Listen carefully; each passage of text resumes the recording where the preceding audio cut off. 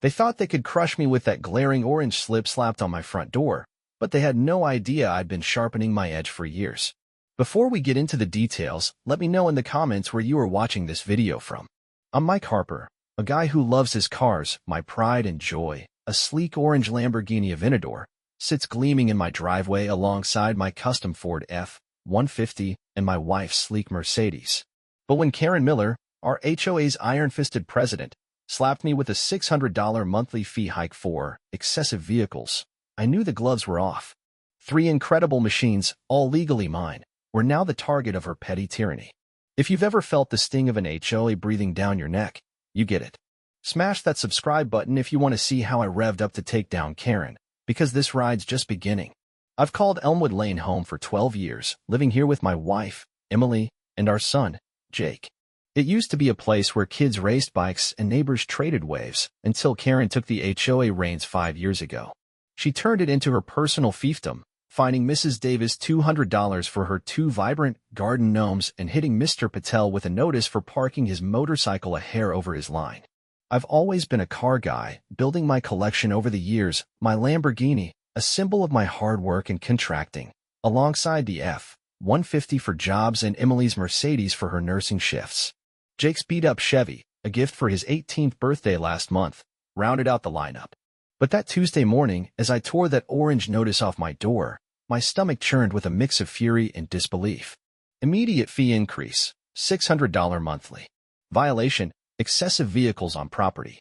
I read it twice, my pulse racing. Excessive? These were my babies. I stormed into the kitchen, the paper crumpling in my grip, and found Emily sipping her coffee. "Babe, look at this," I said, my voice tight. She glanced over, her eyes widening as she scanned the words. $600? For your cars? That's outrageous, she gasped, her voice trembling with indignation. We'd laid it all out at the last meeting. My Lamborghini and F-150 for my business, her Mercedes for the hospital, and Jake's Chevy for his new job. It wasn't a junkyard. It was our passion and necessity. Emily's brow furrowed, a flicker of worry in her eyes. "Maybe park the Chevy in the garage?" she suggested softly. "Not a chance," I snapped, slapping the notice down. "We're not tucking tail like we're ashamed. The garage is stuffed with my tools and your supplies, they know that." I edged to the window, peeking through the blinds, and there she was, Karen Miller, marching down the street with her pink clipboard, her blonde hair in that rigid bun, and that smirk she wore like a crown. She halted at my driveway, whipped out her phone, and started snapping shots of my Lamborghini. Again. 5th time this week. My chest tightened, but I gripped the counter, forcing my anger down. Karen had been on my case since I challenged her last fee hike.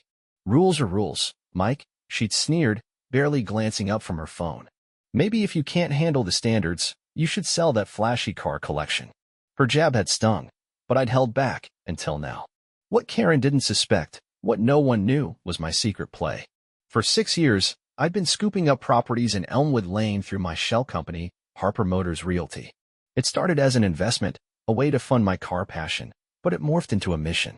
Every house for sale, I'd snag it under a different LLC, keeping my name off the radar. By last month, I owned 77% of the neighborhood, over 50 homes, without a whisper of suspicion. I'd attended every HOA meeting incognito, sending proxies to log Karen's every move. Her selective finds, her midnight prowls, her shady deals with her inner circle. It was all stashed in a locked drawer in my office. That afternoon, I stepped outside to grab the mail, my mind buzzing. Karen pretended to fuss over Mrs. Davis's roses across the street, but her sidelong glance betrayed her. Poor Mrs. Davis had been dinged $150 last week for overly bright petunias. My phone vibrated, a text from my lawyer, Rachel Brooks. "Closing complete on 142 Elmwood. You're at 77% now." A grin tugged at my lips as I pocketed it. Karen power-walked toward me, her heels clacking like a countdown. "Mike Harper," she purred, her tone laced with venom, "I trust you got our notice about the vehicle violation?" I nodded, keeping my cool. "I did, Karen. I've got questions about the legal grounds for this fee." She flicked her hand dismissively. "The board has full power. Maybe if you showed up to meetings, you'd get it." Her smile was ice, but I knew the truth. I'd been there, watching her reign unfold. As she spun to leave, she called back. "Oh, emergency meeting tonight at 7 p.m. sharp. We're tackling problem properties." I watched her fade down the street, my heart thumping. Tonight was my opening. I headed inside, unrolling the property maps on my desk, each lot marked in green. 6 years of strategy, of collecting dirt on Karen's tyranny, were about to pay off. My phone rang, Mrs. Patel, choking back tears over a new notice for her grandson's skateboard ramp. As I listened, my eyes landed on a photo of my dad, beaming by his first house before an HOA crushed him 20 years ago. He taught me to outsmart, not outfight. I checked my watch, 5 hours to go. Karen wanted to flex over my car collection? She had no clue what was roaring her way. I slammed the property maps down on my desk, my heart pounding like a drum as I stared at the green-marked empire I'd built over 6 years. My orange Lamborghini Aventador sat outside, its sleek curves glowing under the afternoon sun, a fiery symbol of everything I'd fought for, everything Karen was trying to rip away. I wasn't just a guy with a driveway full of cars. My custom Ford F-150, Emily's Mercedes, and Jake's Chevy were pieces of our life, our dreams, our victories. But now, with that $600 fee burning a hole in my mind, I felt the rage bubbling up like lava. Karen had pushed me too far, and tonight, I'd make sure she regretted it. I clenched my fists, my knuckles whitening, as I swore to myself, this ends now. I grabbed my phone, my hands still shaking from Mrs. Patel's call. Her voice had been raw with pain. $250 for her grandson's skateboard ramp? A kid's toy. Mike, I can't keep up with her fines, she'd sobbed, and I'd felt her despair like a punch to the gut. I'd promised her change, my voice steady, but inside, I was a storm. Karen had been a thorn in Elmwood Lane's side for 5 years, and I'd seen her cruelty up close from the start. I'd never forget the day she fined Mr. Henderson $300 for his Christmas lights he couldn't take down because he was in the hospital, barely able to walk. I'd watched her smirk as he begged for mercy, her cold voice slicing through the room. Standards, Mike. We have standards. That was the day I started planning, the day I swore I'd take her down. Karen's reign was a nightmare. She targeted anyone who didn't fit her cookie-cutter vision. Single moms like Sarah Jenkins got slammed with double fines, while her cronies, like Susan Carter with her rule-breaking purple mailbox, walked free. I'd been there for it all, sending proxies to every HOA meeting, my blood boiling as they recorded Karen's smug laughter about teaching people a lesson. I had a mountain of dirt on her, 32 neighbor complaints, time-stamped footage of her late-night prowls, even emails where she bragged about her power trips. But my real weapon? I owned 77% of this neighborhood, over 50 homes, bought under the radar through Harper Motors Realty. Karen had no idea who she was messing with.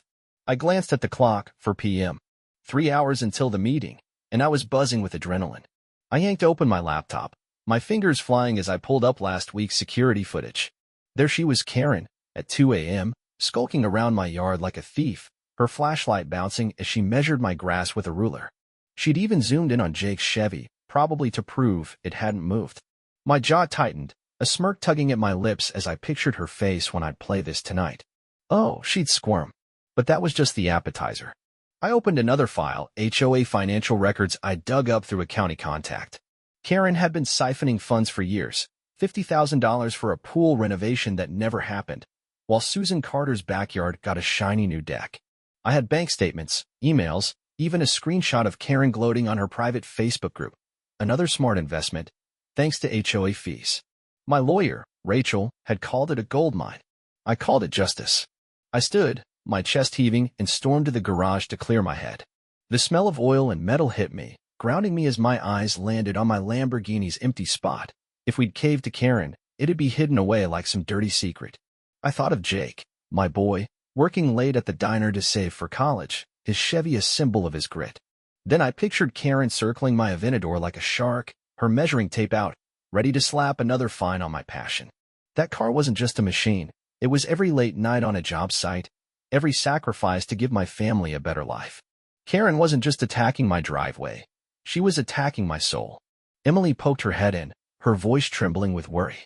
Mike, you sure about this? Karen's got her loyalists. What if they don't listen? I spun around, my eyes blazing with determination as I grabbed her hand. They'll listen, Em. I've got the proof, the votes, everything. She's done. Emily bit her lip, her eyes searching mine, but I could see the spark of hope behind her fear.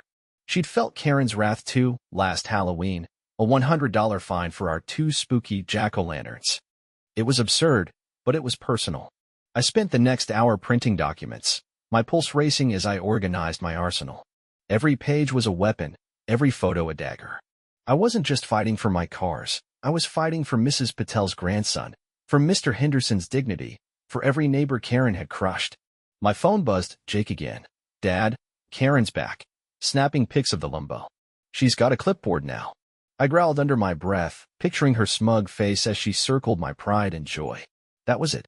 I threw on a crisp shirt, my tie a battle flag, and grabbed my briefcase. The sun was setting, painting Elmwood Lane in fiery hues that matched my mood. 1 hour to go. I kissed Emily, her touch a quiet anchor in my storm. I've got this, I said, my voice steel. I stepped outside, the evening air crackling with tension, and glanced at my Aventador one last time. Tonight, Karen would learn what happens when you poke a man who's ready to roar. I marched into the Elmwood Lane Community Center with a purpose, my briefcase swinging like a pendulum of power, my tie a bold stripe across my chest. The room hummed with tension, every chair filled with familiar faces, Mrs. Davis clutching her purse, Mr. Patel scribbling furiously, Sarah Jenkins murmuring to her sister. They'd all felt Karen's iron grip, but tonight, I was here to shatter it. I straightened my shoulders, a confident grin tugging at my lips as I locked eyes with Karen at the podium. She thought her $600 fee for my car collection had me on the ropes, but she was dead wrong. I was about to steer this ship. I slid into a back row seat, my posture radiating control. 6 years of planning had led to this, and I wasn't about to blink. Karen wrapped her sparkly pink gavel, her voice slicing through the buzz like a whip. Let's begin, she declared, her blonde bun so tight it seemed to strain. She'd pulled out all the stops, hiring a photographer to snap my driveway, projecting the images on a screen as if I turned it into a junkyard. My prized cars glowed in the shots, a testament to my hard work, but she twisted it into a crime. As you can see, she sneered, her tone thick with contempt, Mr. Harper's property has become an eyesore with those excessive vehicles parked out front. A few of her cronies, Susan Carter and her crew, gasped on command, but I caught Mrs. Rodriguez rolling her eyes. She'd been fined last month for her grandson's bike being too noticeable. I leaned back, arms folded, my grin widening with every word. Karen had no clue what was about to hit her. She droned on, flipping through slides of evidence, charts claiming my cars were dragging down property values, anonymous complaints, likely from Susan, even a weather report pinning excess snowdrifts on my driveway. The ridiculousness fueled my fire, but I held my ground, my confidence unshakable. I'd watched her pull these stunts before, last year. She'd targeted Mr. Chin for his too exotic garden, calling it a blight. But tonight wasn't her stage, it was mine. Karen hauled out a thick binder, her voice climbing with fake outrage. I've tracked every vehicle entering and leaving Mr. Harper's property for 3 months, she boasted, waving it like a scepter. My eyebrows lifted, but I didn't flinch. She'd been spying on my family? Neighbors shifted, their whispers swelling into a restless hum. Sarah Jenkins rose, her voice shaky but bold. Karen, isn't this over the top? They're just cars in a driveway. Karen's face flushed red, her gavel crashing down. Out of order, Sarah. You're not recognized. She barked, her composure fracturing. I let out a quiet laugh. Oh, she was cracking already. Her husband, Bob, started handing out a new bylaw proposal, 2 cars per household, garage-only parking, with $1,000 fines for breaking it. I skimmed it, my jaw tightening as I realized her plan. Bleed me dry, force me to hide my collection like some guilty secret. I thought of Jake, my son, driving to his job, and Emily, rushing to her hospital shifts. This was bigger than me. It was about every neighbor she'd trampled. But I wasn't here to beg. I was here to dominate. We'll vote on the new restrictions and fee increase, Karen announced, skipping debate, her gavel poised like a judge's gavel. That was my signal. I rose, slow and deliberate, my voice booming with authority. Point of order, Madam President, I said, calm but commanding. Karen's eyes narrowed, her grip on the gavel tightening as she glared over her glasses. You're not recognized, Mr. Harper, she spat. But I stood firm. Actually, I replied, pulling a folder from my briefcase. Per HOA bylaw 7.3, any property owner can raise a point of order on voting. The room went quiet, every gaze locked on me, their anticipation crackling in the air. I stepped forward, my shoes echoing on the linoleum, my confidence a shield around me.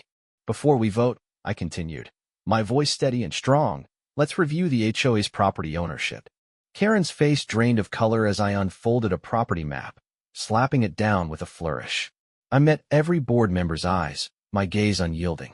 Over 6 years, Harper Motors Realty has been buying homes here, I said, letting the words sink in. Gasps broke out, the crowd buzzing like a hive. And as CEO of Harper Motors Realty, I declared, my voice rising with triumph, I own 77% of this HOA. The room exploded, whispers turning to a roar. Karen's hand trembled as she grabbed her water bottle, her gavel clattering to the floor. Bob rushed to her, whispering frantically, but I pressed on. Maybe we should discuss your extracurricular activities, Karen, I said, my grin widening as I fired up my laptop. The screen flashed with security footage. Karen at 2 a.m., measuring my grass with a ruler, her flashlight jittering like a guilty conscience. The crowd gasped again, louder, and I leaned against the table, arms crossed, my confidence unshaken. Karen's reign was cracking, and I was just warming up. The room was a volcano about to erupt, the air thick with gasps and murmurs as Karen's gavel lay abandoned on the floor, her face a mask of shock and fury. I stood tall at the front, my briefcase open like a war chest, my heart pounding with a mix of vengeance and victory. That 2 a.m. footage of her measuring my grass looped on the screen, her flashlight jittering like a guilty shadow, and I could feel the neighborhood's outrage swelling behind me. This wasn't just about my car collection anymore. It was about every tear Mrs. Patel shed over her grandson's ramp, every dollar Mr. Henderson lost to her heartless fines, every sleepless night Emily and I endured under her tyranny. I was here to dominate, to make Karen pay for every injustice, and I relished every second of it. Karen's husband, Bob, whispered frantically in her ear, his face pale, but she shoved him aside, her eyes blazing as she snatched the gavel. "This is preposterous," she shrieked, her voice cracking with desperation. "You can't just waltz in here with fake maps and doctored videos." I laughed, a deep, triumphant sound that echoed off the walls, stepping closer to the podium, my confidence a blazing torch. "Fake? Doctored?" I shot back, my voice dripping with scorn. "Let's show them the rest, then."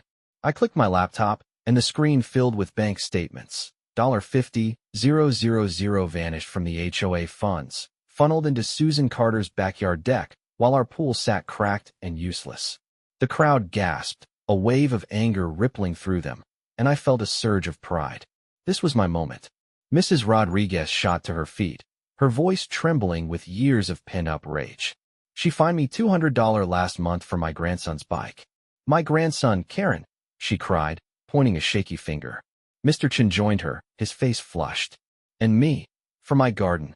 You called it too exotic," while ignoring Susan's purple mailbox. The room erupted, voices overlapping, a chorus of pain and defiance. I raised a hand, silencing them with a commanding gesture, my eyes locked on Karen. "That's right," I said, my tone icy with resolve. "She's been playing favorites, breaking her own rules, and bleeding us dry. But I'm not done." I pulled out a stack of signed complaints. 32 neighbors, their stories etched in ink. "These are from people she's harassed," I declared, my voice booming with righteous fury. "Mrs. Davis, fined for vibrant gnomes. Mr. Henderson, crushed for Christmas lights while he was in the hospital. Sarah Jenkins, double charged for being a single mom." I slammed the papers on the table, the thud reverberating like a judge's gavel. Karen's face twisted, her hands shaking as she gripped the podium. "Lies. All lies," she sputtered, but her voice was a weak whimper against the growing storm. I wasn't finished. I opened another folder, my grin widening as I revealed emails from Karen's private Facebook group. "Here's her bragging," I said, my voice laced with triumph. She wrote, "Thanks to my rule breakers for funding my vacations. Poolside pics from Maui, paid with our dues." The crowd roared, some standing, others shaking their heads in disbelief. I glanced at Emily in the back, her eyes shining with pride, and felt a fire ignite in my chest. This was for her, for Jake, for every neighbor Karen had wronged. My vengeance was a tidal wave, and she was drowning in it. Karen lunged forward, her composure shattering. "You think you can destroy me with this nonsense?" she screamed, her finger jabbing at me. "I've kept this neighborhood perfect." I stepped closer, towering over her, my voice a low growl of authority. "Perfect? You've turned it into a prison. But I own 77% of it, Karen. I'm the majority, and I'm dissolving your board tonight." Her mouth opened, then closed, her eyes wide with panic. Bob tried to pull her back, but she shook him off, her designer heels clicking as she paced. "You'll regret this, Harper. I'll sue. I cut her off, my laugh sharp and cutting. "Sue? With what evidence? I've got the deeds, the footage, the receipts." "You're done." The room buzzed with energy, neighbors clapping, some cheering as the reality sank in. Mrs. Patel wiped a tear, mouthing thank you from across the room, and I nodded, my chest swelling with satisfaction. I turned to the board, my voice steady and commanding. "I move to dissolve this HOA board and call for new elections. Term limits, fair rules, no more midnight inspections." Hands shot up, Mr. Chen's, Sarah's, even quiet Mr. Davis's. "Seconded," Mr. Chen shouted, his voice strong. The vote was unanimous, a tidal wave of justice washing Karen away. Karen grabbed her purse, her face a mask of defeat, and stormed toward the door. "This meeting is adjourned," she yelled, her voice breaking. I stepped into her path, my grin unwavering. "Not so fast," I said, my tone cool and unyielding. "Bylaw 7.3 requires a majority vote to adjourn, and you don't have it anymore." She froze, her hand on the knob, her empire crumbling before her eyes. I opened another folder, my voice rising with finality. "Let's talk about those pool funds, Karen. $50,000 gone, and I've got the bank records to prove it. Care to explain?" Her shoulders slumped, and I knew I'd won. The neighborhood was mine to rebuild, and Karen's reign was history. Karen stood frozen at the door, her hand trembling on the knob, her empire reduced to ash in a single night. I leaned against the table, my arms crossed, my confidence a blazing fire as the room pulsed with the energy of a neighborhood reborn. I'd just dropped the bomb about her $50,000 pool fund scam, and the bank records on the screen were undeniable. Every penny traced, every lie exposed. The crowd was on their feet, their voices a roaring wave of justice, and I felt a surge of triumph that burned hotter than ever. I'd fought for every neighbor she'd wronged. Mrs. Patel, Mr. Henderson, Sarah Jenkins, and now, Elmwood Lane was mine to rebuild. I wasn't just taking down a tyrant.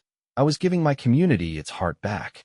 Karen's face crumpled, her designer purse slipping from her shoulder as she turned to me, her voice a broken whisper. You'll ruin everything I've built," she stammered, tears welling in her eyes. I stepped closer, my gaze unyielding, my voice a low rumble of finality. "You built a cage, Karen. I'm setting us free." The room erupted in cheers, neighbors clapping, some wiping tears of relief, and I felt my chest swell with pride. I turned to the crowd, my voice booming with authority. "We've dissolved the old board. It's time for a new one, elected by us, for us." Hands shot up, eager voices nominating Mrs. Rodriguez, Mr. Chun, even quiet Mrs. Davis. I nodded, my heart soaring as I saw hope ignite in their eyes. This was what I'd fought for. Over the next week, we transformed Elmwood Lane. The new board, 5 residents from all corners of the neighborhood, set fair rules. Kids could play basketball in driveways, gardens could grow vegetables, and yes, families could park their cars without fear. I walked outside one morning, my heart lifting as I saw Jake's car parked proudly beside mine. No fines, no notices, just freedom. Mrs. Patel's grandson zoomed by on his skateboard ramp, laughing, while Mr. Chun tended his garden, his smile brighter than ever. Emily wrapped her arms around me, her voice soft with awe. "You did it, Mike. You really did it." I kissed her forehead, my throat tightening with emotion. "We did it, Em. All of us." 3 weeks later, I watched from my window as Karen's moving truck rolled in. She'd sent a bitter letter to everyone, claiming she was upgrading to a better neighborhood with higher standards, but I caught the irony. A parking ticket stuck to her windshield as she drove off. I chuckled, a weight lifting off my shoulders. That evening, I put up a sign we'd all voted on. "Welcome to Harper Hills, where good neighbors thrive." The next day, my phone rang. A TV producer had seen the news coverage of our HOA takeover and wanted to film a documentary. As I looked out at kids playing freely, neighbors chatting over fences, and property values soaring 15% in a month, I felt a lump in my throat. This wasn't just a victory over Karen. It was a tribute to my dad, who'd lost his first home to an HOA's cruelty 20 years ago. I'd kept his lessons alive, Fight smart, fight for what's right, and never let a bully win. I sat on my porch that night, the sunset painting the sky in fiery hues, my car collection gleaming in the driveway, a symbol of everything I'd earned, everything I'd protected. Tears stung my eyes as I thought of every neighbor who'd stood with me. Every story of pain turned into hope. Elmwood Lane, no, Harper Hills, wasn't just a place anymore. It was a family. And I'd made sure no one would ever feel the fear we'd lived under again. I leaned back, a smile breaking through my tears, knowing Karen was probably watching that documentary from her new one-car garage, Her Power a Distant Memory. Sometimes, the best revenge isn't about tearing someone down. It's about building something better, something that lasts. What did you think of my showdown with Karen? Drop a comment below. Have you ever dealt with an HOA nightmare like this? And if you loved seeing justice served, hit that subscribe button for more stories of taking down the Karens of the world. Let's keep building this community together, stronger every day.